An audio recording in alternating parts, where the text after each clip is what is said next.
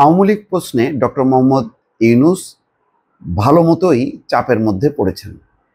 জামাত ইসলামের আমির তিনি বলছেন যে আওয়ামী লীগের চ্যাপ্টার ক্লোজ, পুনর্বাসনের কোনো সুযোগ নেই, আওয়ামী লীগের বিচার করতে হবে। আর ডক্টর মোহাম্মদ ইউনূস বলছেন যে আওয়ামী লীগকে নিষিদ্ধ করার কোনো পরিকল্পনা সরকারের নেই। এটি বিদেশি একজন অতিথির সামনে, তিনি গুরুত্বপূর্ণ একজন অতিথি, তার সামনে এই কথা বলছেন। এই বলার পেছনে কিছু কার্যকারণ আছে।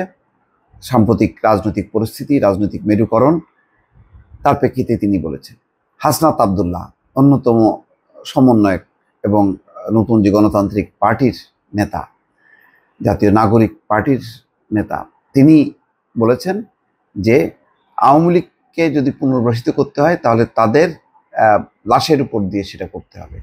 মানে পরিস্থিতি এমন, তারা কোনোভাবেই আওয়ামী লীগকে পুনর্বাসিত হওয়া যাবে না এবং আওয়ামী লীগের বিচার এবং নিষিদ্ধ, এই দাবিতে তারা অটল। এবং তিনি একটা ফেসবুক পোস্টেও দিয়েছেন যে ক্যান্টনমেন্টের যে বৈঠক হয়েছে সেই বৈঠক থেকে তিনি বের হয়ে এসছেন, তিনি রাজি হননি। তো এই অবস্থায় কালকের যখন নাকি এই কথা বলেছেন যে আওয়ামী লীগ নিষিদ্ধের কোনো পরিকল্পনা নেই, রাতের বেলায় ঢাকা বিশ্ববিদ্যালয়ে একদল ছাত্র তারা মিছিল করেছে। আওয়ামী লীগকে নিষিদ্ধে অন্তর্বর্তী সরকারের কোনো পরিকল্পনা নেই, প্রধান উপদেষ্টা ডক্টর মোহাম্মদ ইউনূসের এই বক্তব্য প্রত্যাখ্যান করেছেন ঢাকা বিশ্ববিদ্যালয়ের শিক্ষার্থীরা। বৃহস্পতিবার রাষ্ট্রীয় অতিথি ভবন যমুনায় ইন্টারন্যাশনাল ক্রাইসিস গ্রুপের প্রেসিডেন্ট ও সিইও কমফোর্ট ইরোর কাছে নেতৃত্বে আসা একটি প্রতিনিধি দলের সঙ্গে আলোচনায় প্রধান উপদেষ্টা জানান, অন্তর্বর্তী সরকারের আওয়ামী লীগকে নিষিদ্ধ করার কোনো পরিকল্পনা নেই। সংবাদ মাধ্যমে এই খবর চাউর হতেই গভীর রাতে প্রতিবাদ জানিয়ে রাস্তায় নামেন ঢাকা বিশ্ববিদ্যালয়ের শিক্ষার্থীরা। তার মানে গত রাতে হলে হলে বা ঢাকা বিশ্ববিদ্যালয় ক্যাম্পাসে মিছিল করেছেন ছাত্ররা।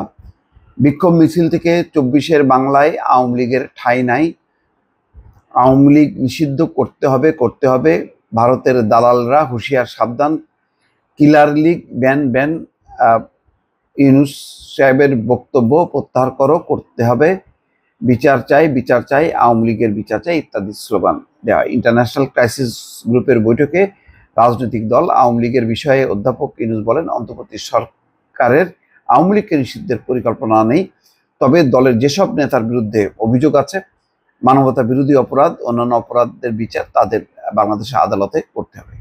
তো যাই হোক, এই অবস্থানে একটা বিভাজন তৈরি হয়েছে পরিষ্কার, যে জামাত এবং ছাত্রদের দল নাগরিক পার্টি তারা একদম খুবই বিরোধী, যে আওয়ামী লীগকে কোনোভাবেই পুনর্বাসিত হতে দেওয়া যাবে না।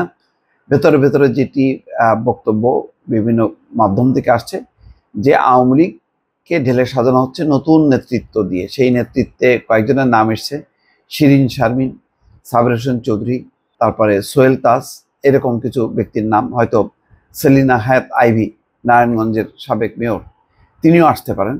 তারা পুনর্গঠিত হয়ে নির্বাচনে অংশ নেবেন, তৎপরতা চালাবেন, এমনটা একটি আলোচনা চলছে। বলা হচ্ছে যে ক্যান্টনমেন্টের পদস্থ সামরিক কর্মকর্তা ডক্টর ইউনূস এবং পশ্চিমা দেশ তারা একমত যে তারা পরিবর্তিত আকারে রাজনৈতিক তৎপরতা চালাবেন। সেই বিষয়টি এখন প্রচারিত হওয়ার পর বৈষম্য বিরোধী ছাত্র আন্দোলন বা নাগরিক পার্টির তরফ থেকে তীব্র প্রতিক্রিয়া জানানো হচ্ছে। একই রকম প্রতিক্রিয়া জানানো হচ্ছে জামাত ইসলামীর পক্ষ থেকে। দর্শক ভালো থাকবেন, আল্লাহ হাফেজ।